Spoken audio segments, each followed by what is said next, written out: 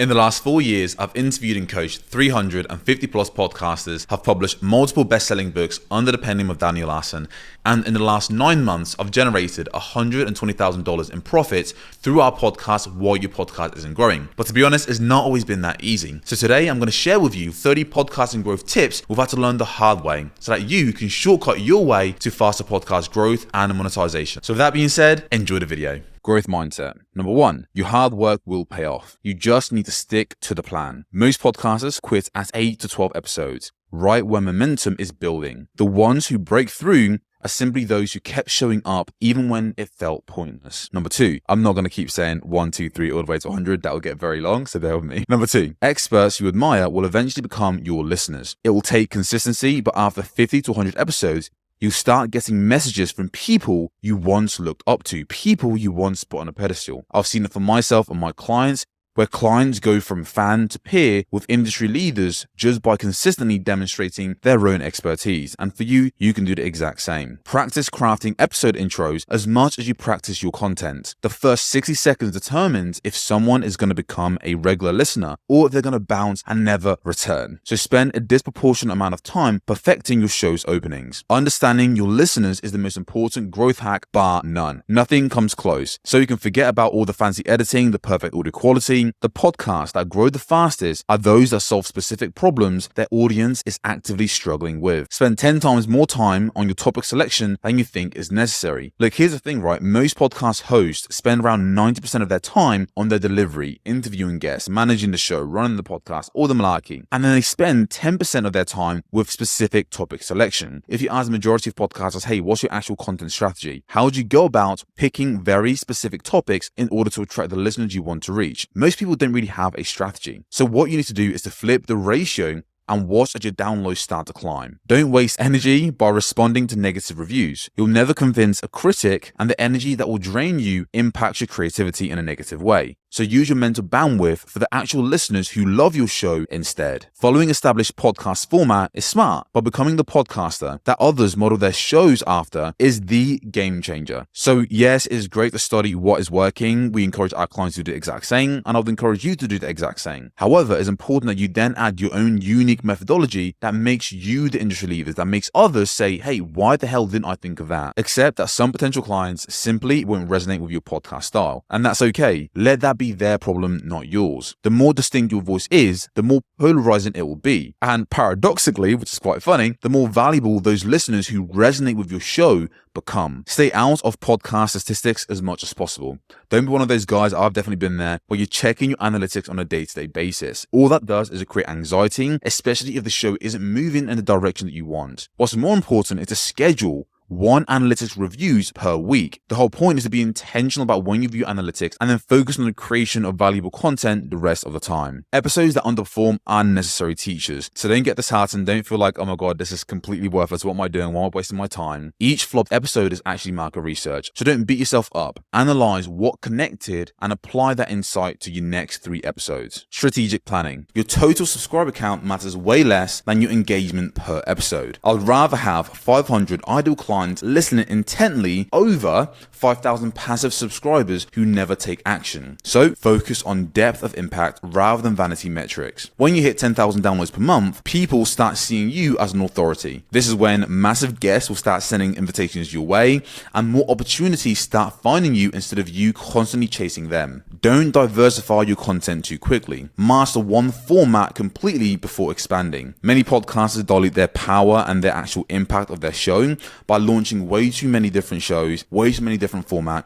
which simply confuses one, their listeners, and two, it kind of diminishes themselves when it comes to building their authority in one specific area. Ignore 95% of guest pitches. When your podcast starts growing, you get tons and you'll be flooded with guest requests. Most of them are simply looking to promote themselves, not to add value to your audience. So be ruthlessly selective when it comes to the guests you have on your show. Audiograms and clips are a total waste of time until you can outsource them completely. So focus first on making remarkable full episodes, then hire someone who can handle distribution and repurposing. And it's important, you need to have a strategy with that. Most people do social media clips and it rarely ever works. If you're doing it at the moment, ask yourself, hey, look, is this actually working? And if it's not, that's okay. Maybe now's not the right time. Maybe you need to give yourself a bit more time, 6 months, a year down the line, when you can build out an actual team who are solely focused on helping you get that exposure with your short form content. Record episode outlines, then wait 24 hours before editing. If you do it yourself, that is, right? So if you have a team, this wouldn't apply, but if you do it yourself, wait 24 hours before you then edit the actual show. You'll immediately recognize weak segments that wouldn't have been so obvious after recording. This simple habit improves episode quality dramatically. Work smarter, not harder, and everyone says this, but it's generally true. You definitely should be working smarter, not harder. And what I mean by this is always remembering that your podcast is here and exists solely to serve your business, not the other way around. So every minute, every hour, every day, the years you've invested into the show needs to have a clear ROI for your business goals. If not, it doesn't make sense. Again, it's great, you're passionate, you like it, you're sending your message out there, yes, but at the same time, it's important that you get paid and make an ROI for all the time, money, effort, energy you're investing into the podcast itself. Because hey, look, if other people are right now monetizing their shows, they're growing and they're getting all these opportunities, why shouldn't you? Build systems for everything, from the guest booking process to content repurposing. Document all the systems. Doing this will allow you to scale your podcast without scaling your workload. Hire an audio editor as soon as financially possible. So previously I kind of mentioned, hey, if you're going to edit yourself, you're going to do this process, then again, take 24 hours. But really, you shouldn't be spending hours editing. Number one, you're most likely not like a podcast engineer, an audio engineer, and is a complete killer when it comes to your productivity as an expert. Podcast production is the first thing and the first role you should outsource when it comes to running and managing your podcast. Don't identify as a podcaster. Now, yes, are you podcasting? Absolutely. But it's really important that you don't make the mistake of thinking you're just a podcaster who's creating content. View yourself as an expert who happens to be a podcast host. This mindset will prevent you, again, from being caught up in the creator trap of prioritizing content and providing information over driving business outcomes for, again, your business. Positioning and branding. Niche down way more aggressively than what feels comfortable. The podcasters making $50,000 per month aren't generous. They have very specific conversations within their industry. The riches are in the niches, and I'm sure you've heard that 1,000 times. It sounds super cliche, but it's so true. The number of clients that we have worked with, where they've gone from having a broad show to a more specific show and then prioritizing, let's say, solo episodes for expert positioning, the amount of money that they make quite literally 100x. We've had people who go from making no money to making, $20,000 in as little as 90 days from their podcast. It's possible, but once you niche down. Hire someone who can help you when it comes to topic brainstorming. Having a fresh perspective prevents content fatigue. Some of my clients' most successful episodes came from ideas their team suggested that they had never considered before. Network with other podcasters in adjacent spaces. So guest swapping is one of the fastest ways to grow your audience with qualified listeners. Guest swapping simply means you feature as a guest on someone else's podcast and they feature as a guest on your podcast. And when you do this and collaborate, it's such an easy way to introduce your audience to a new podcaster and also for you to be introduced to a bunch of new listeners. My most successful clients get tons of new listeners simply by using strategic podcast appearance, and you should too. Have a mission bigger than download numbers. Again, downloads are great. Do I love seeing my clients and our podcast numbers go up? Absolutely. But when your podcast serves a purpose larger than just yourself and the vanity of just seeing numbers go up, you'll start building a community. You start attracting people who love what you do, not just an audience. And this is how you transform your podcast from just casual listeners into evangelists, into people who would literally, again, who would do anything to kind of work with you, who want to see you crush it, who will just support you to the end of time. This is how you do it. It's not just about downloads. Analytics are great. That's fantastic. However, take it one step further in order to take things to the next level. Now, if you catch yourself saying, I don't want to sound like everyone else, while others are booking clients, maybe it's time to rethink your approach. There's a reason certain formats work. Innovation comes after mastery, not before. Let go of underperforming team members quickly, and I mean quickly. Don't hesitate. It's the right decision. You know it, we know it, I know it, you know it, right? If you have an editor or let's say a producer and they're not delivering excellence within the first month of you hiring them, they most likely never will, and you don't really have the time, energy, or bandwidth to even invest months and months and months to try to pick this person up. You're much better off finding the right person who's the right fit for the job and your business in terms of where you are right now. Again, mediocre support staff means a mediocre podcast quality. Your episode titles matter way more than actual content for attracting new listeners. Now, of course, the content is going to be the thing that keeps those listeners hooked. However, when it comes to actually attracting those listeners in the first place, it really is your title. That's the make and break. So spend a bunch of time crafting compelling titles as much as you do recording. The best content is quite literally worthless if no one clicks play and listens. Structure episodes that helps listeners envision their transformed future. Episodes that simply share information rarely convert listeners into paying clients, whereas episodes that helps them see what's possible for themselves create buying intent. And really, if you're using your podcast to grow your personal brand and attract dream clients to your business, it's going to be super important you have listeners who have high intent, meaning they actively want to work with you. And how do you do this? By simply showing them, constantly selling them the transformation, telling them how their lives will improve if they take specific steps working with you. Check your ego at the door. The moment you start believing you're too good for certain podcast growth strategies is the moment your growth plateaus. I've had this so many times where I've spoken to podcasts in the past where they basically say to me, hey, look, that strategy you mentioned, it makes a lot of sense. I know people get results, but I don't think I like that. I think I'm going to grow a different way. And all that is them letting their egos get in the way from them actually growing and making more impact. There's nothing noble about your message not reaching the right people it should reach. So again, put your ego to the door and simply take the actions needed to grow your show, especially if the show isn't moving in the direction that you'd want. Literally, what do you have to lose? Build relationships with people you admire instead of just studying them. Most podcasters consume content from industry leaders, but they never reach out. A simple, thoughtful message can open doors to relationships that transform your business. I've seen it happen to myself, and I've seen it happen to tons of our clients. So start reaching out way more to the shows that you admire. You have no idea what could come of that. Business growth. Start growing your list from episode 1. I don't care. It doesn't really matter if you have nothing to sell. It doesn't matter, right? Your podcast is a relationship builder, which is great, but your email list is where you convert listeners into clients. And when you don't have that bridge, you're essentially leaving a ton of money on the table. Because let's say you have a weekly episode, and that's once a week. That's one day out of 7. What's going on with the other 6 days? Are you communicating with your audience? How are you nurturing them? How are you providing more value to them? How are you adding additional touch points to remain top of mind so that when they want to buy, they can buy from you? And an email list allows you, once again, to convert way more of your listeners into paying clients. Use your listener community to validate your offer before creating them. The most profitable programs are those that are developed in response to specific needs of your audience. Audience has a voice, so start listening. Don't just create a program or a product or whatever you're trying to create to sell to your audience in isolation. Get that feedback from your community first.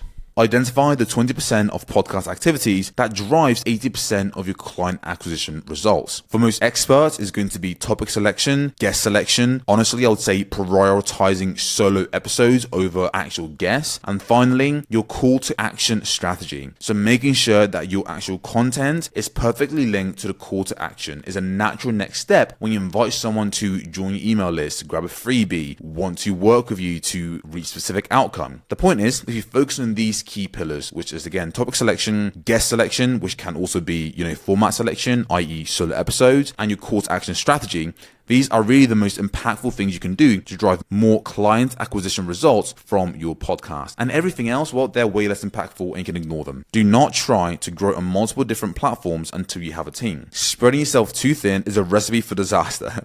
Trying to grow on your podcast, Instagram, Facebook, YouTube, LinkedIn, all it does is dilute your impact. Now you're trying to be everywhere, but you haven't mastered one channel first. So what's the likelihood, if you can't master one channel, not to talk about mastering all of them? Now I know that a bunch of people scream out at the top of their lungs to be everywhere. You need to be everywhere, post everywhere. What I didn't tell you is they've got a gigantic team with an unlimited budget and each team member are working on a specific department. Until you're in a spot with your podcast when that is possible, just focus on one platform at a time. You learn more from 1 hour with a successful entrepreneur than 20 hours of researching online. Find mentors who have the exact results you want and invest in learning their systems. The difference between a $100 microphone and a $1,000 microphone is barely noticeable to listeners, but the difference between an amateur and a professional strategy is worth 6 or even 7 figures annually. I've seen this time and time again. Again, this goes back to the 80 and 20, the 80% of actions that drive the results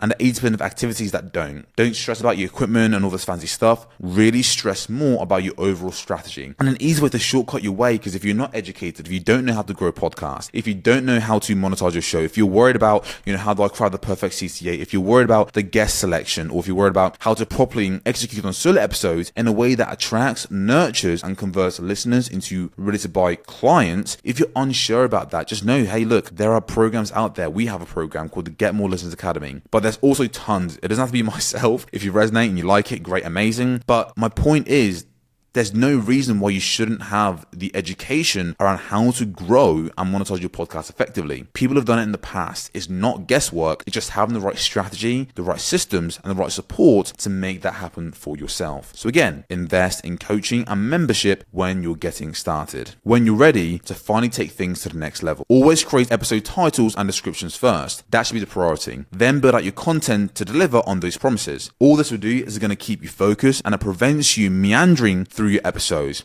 and forces you to create content that fulfills a very specific value proposition. Educational podcasts play by different roles compared to entertainment shows. You're not competing with Joe Rogan for entertainment value. You're positioning yourself as a specific solution to a problem. Focus on the transformation, not just information. Differentiate your show through your unique methodology, not just your personality, because everyone thinks, oh, it's my personality, I'm great, I'm fantastic, I'm so unique. And yeah, you probably are very unique, so I'm not arguing that, but it's really important. We found that the best performing podcasts, when it comes to turning listeners into clients, they have proprietary frameworks, meaning they have a unique way of delivering very specific, predictable results on a consistent basis. It's not just them being an engaging personality. They have something unique to sell to an audience. Think in 3 to 5 years authority building periods, which is very painful and very hard for a lot of people to do. It's very hard for me to do as well, but something I'm trying to get better at. Because the truth is, 6 months, can you get a lot done in 6 months? Absolutely. Most of our clients get incredible results in 6 months.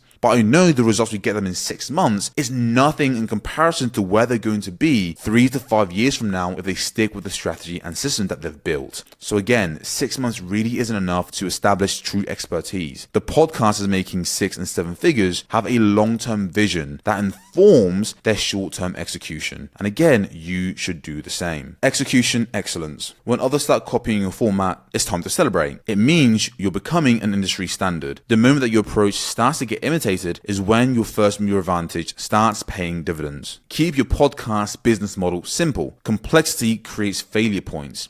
The most profitable podcast businesses I've ever seen have a very straightforward model, meaning they grow a podcast audience, they nurture them through their email, and they invite them to join their high-ticket program. It's really that simple. Don't create content just because you want to make it. Unless you're ready and prepared for it to underperform, stick with the topics your audience has demonstrated they actually want. So don't just guess. Save your creative experiments for once you've established a solid foundation. This is more important, especially if you've kind of plateaued and you're not growing and the show isn't moving at the pace you'd like, or if you're not generating the income you'd want.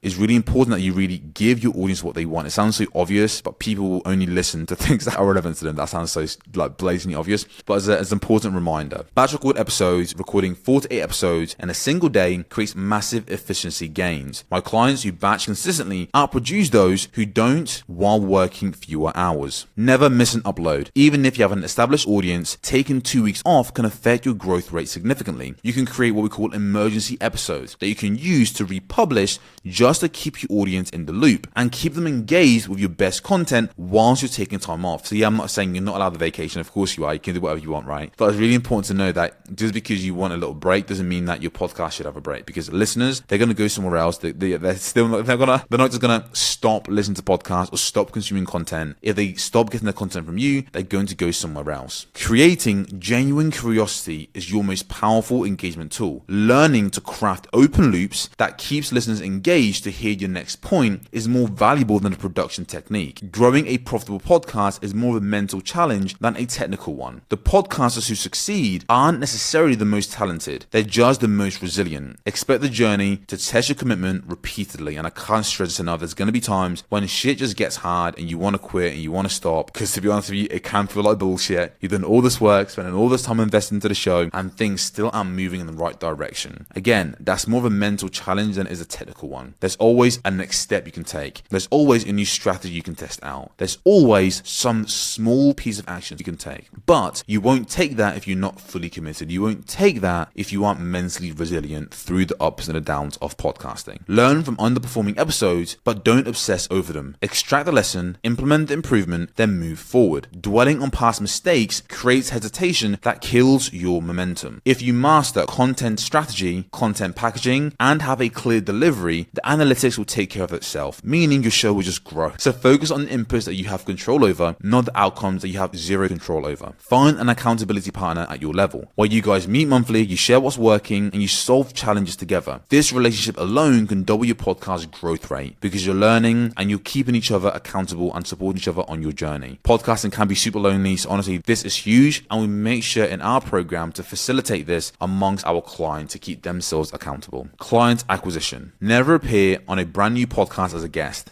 They typically quit within 10 episodes and your interview will never get published. Focus on established shows with proven consistency. Grow genuine relationships with others in your niche. The podcasting world is way smaller than what you think, and the collaborative opportunities far outweigh the competitive threat. Guard your reputation obsessively. In the expert industry, trust is your number one most valuable currency. One questionable partnership or promotion can literally ruin years of credibility building. Significant financial returns comes after you've established your authority, not before. Most podcasters give up before monetization becomes effortless. Remove problematic listeners from your community immediately. One toxic community member can drive away dozens of your ideal clients. Consistency in quality will feel pointless at times. That says will feel point. That's so funny. Will feel pointless for a very long time. When the show finally reaches critical mass, all the past episodes becomes massive valuable assets because one, your listeners and new listeners will go back to your old content and build an entire back catalog. So trust the process through the desert phase. Don't chase perfection, chase connection with your ideal clients. Perfectionism is simply procrastination disguised. Your audience care far more about your insights than your production quality. Be consistent with your publishing schedule. The fastest growing podcasts release the same day, the same week, every week. So banking episodes if you need to allows you to maintain this consistency even during busy periods. If your podcast is optimized for podcast SEO, try having a different cover art each month to see if it affects growth. Testing different visuals for the same show can reveal what attracts your ideal clients. And oftentimes, what you think will work often doesn't. Repeat your most successful formats. When episode structure resonates with your audience, it's really important that you create recurring series around them. This will save you time when it comes to planning and also gives your listeners familiar touch points. Production quality. Invest in good lighting for video podcasts. Proper lighting improves the perceived quality more than expensive camera. Seriously. So a $200 key light will make your $500 camera look like a $2,000 setup. And that's super important. If you are going to do video,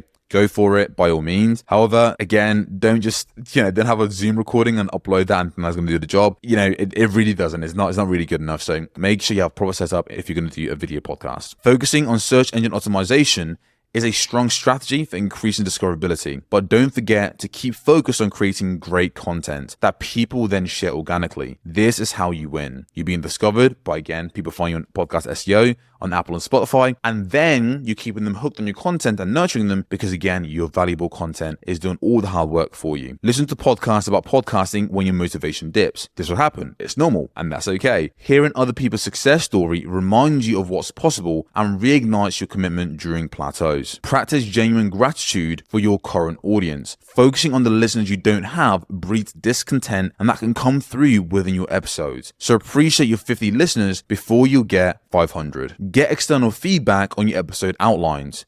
What seems clear to you may be confusing to someone else. So having a fresh lens to catch the blind spot that you have will help you massively when it comes to fine-tuning your messaging. Seek objective inputs with your episode title. So again, do the exact same thing for your titles. What grabs you might not actually resonate with your audience. So you can test different options with your target market before you publish the episode. Have someone else external review your audio quality. Most hosts don't hear their own bad audio issues. And I know this because we've audited hundreds of podcasts. And it's crazy when you ask someone, hey, how's your audio quality? They're like, yeah, it's good. But compared to what, right? So having a second pair of ears catches problems that otherwise you would have completely overlooked. Get feedback on your landing pages from actual subscribers. The bridge between your podcast and the email list is crucial when it comes to monetization. So test it with real users before driving massive traffic to a particular landing page or a sales page. Have potential listeners review your offer before launching. The gap between what you think clients want and what they actually will pay for is often substantial. So please don't guess into what your audience want. Like, people have this idea that they build an offer, then they sell it to an audience. But in actuality, you'd rather build an audience and then sell them the offer the audience actually wants, based on what the audience tells you they want, not based on guesswork. So the point is, validate wait before you start creating a program and offer around your podcast. Back up your recordings immediately after finishing. Nothing is more devastating than losing an incredible interview due to a technical glitch. I've been there, it's pretty shitty. So implement a crazy triple back system for peace of mind, sustainability, and growth. Charge all equipment batteries the night before recording. Preventable technical issues have killed more great podcast moments than any other factor. So create a pre-recording checklist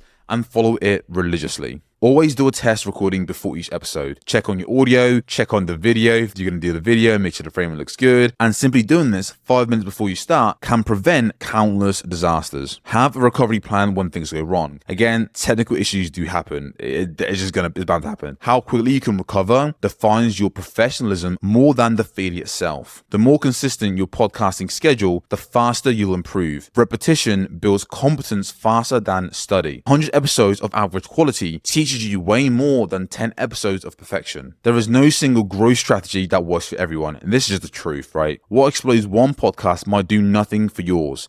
So it's important to test multiple different approaches, one at a time, and then double down on what works for your audience specifically. Your listeners care way more for their own transformation than about you. Sorry to say it, but it's the truth, right?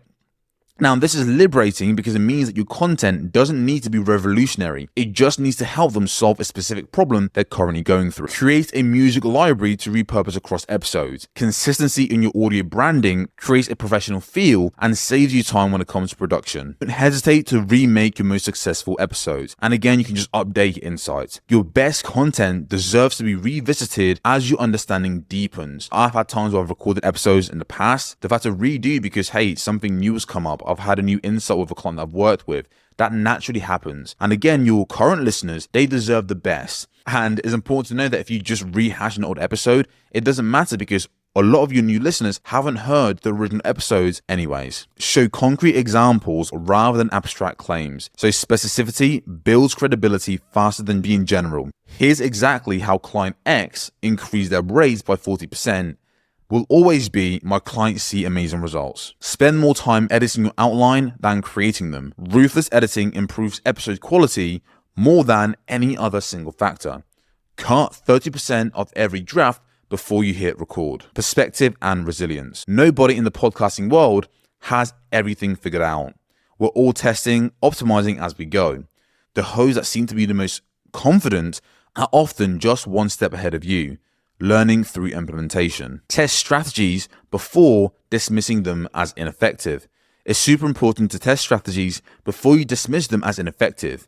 What sounds like guru advice may actually be exactly what your podcast needs. So run experiments before forming strong opinions about specific strategies. Avoid abstract concepts in your episode artwork.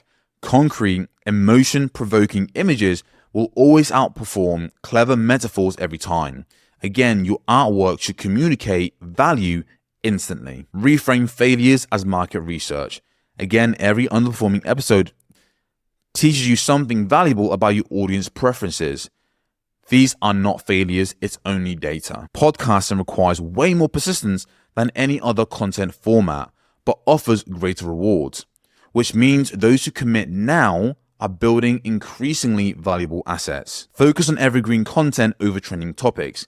Episodes that solve perpetual problems for your niche will generate downloads for years. But you can also use trending topics to expand your reach and take advantage of the buzz around a specific topic in your industry. Just know that if you don't have a content strategy to keep those new listeners hooked, they'll leave just as fast. Implement the advice immediately after learning them. Knowledge without application is simply entertainment, not education. So if you really want to make a change and make an impact, you have to change and make an impact. You have to take different sets of action in order to grow. And the difference between those who are successful and those who are struggling as podcasters is often the implementation of speed. Cover industry news when relevant, but don't build your entire show around it. So again, news-focused content has a short lifespan.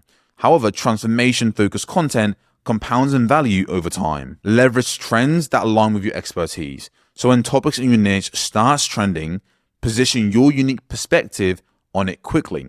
This will allow you to be discovered way easier. Again, this creates a discoverability while maintaining your authority. Some podcast niches will grow way faster than others.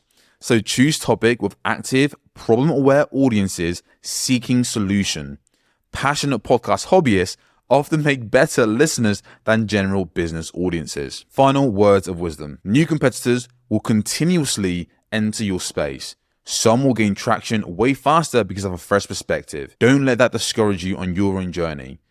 Most of them will disappear within months, while consistent podcasters build lasting authority. Inject your authentic personality into every single episode. Technical perfection without genuine humanity creates forgettable content. So all the little quirks you have, all your personality, all the little weird things that we all get up to sometimes, right? It's important to demonstrate that and show that in your episodes, because that again is what listeners will get hooked on. They get hooked on your personality. So again, these quirks, your perspective, those are your differentiating factor when it comes to the podcasting space. And as we know, it is getting more and more crowded. Be yourself, but be your best self. So again, a reminder that authenticity doesn't mean unfiltered. It simply means thoughtfully presenting your genuine expertise in service of your audience's needs. Keep your day job until your podcast is generating consistent revenue. And if you're a business owner, it's really important that you just prioritize and invest way more into the actual podcast, into getting coaching, expert guidance. But my point with this point here is financial pressure will create desperate energy that listeners can feel. So build your authority platform before making it your primary income source. Never waste energy criticizing other podcasters. The podcasting is way smaller than what you think, and your reputation travels fast. So focus on elevating your audience, not diminishing competitors. When upgrading equipment, consider the entire production chain. A new microphone might require a new audio interface, which might require a new processing power. So really think about the budget overall, not just the headline purchase. You don't need every available podcasting tool or subscription. Focus on mastering few essential tools rather than constantly switching to the newest opportunity. Document your podcasting journey. And why I say this is because the challenges you face today will become the foundations of your expertise tomorrow. So your evolution itself is valuable content. Trust that consistency compounds. The gap between episode 1 and episode 100 will astound you, and the seemingly small improvements you make every single week will transform into remarkable progress over time. And finally, look, one day you'll look back and be incredibly proud of the authority you've built within your platform. The episodes that seem like they're just ordinary to you right now are changing listeners' lives on a day-to-day basis. And yes, you can't see it, but you will. So trust the process. It's working even if the metrics don't show it yet.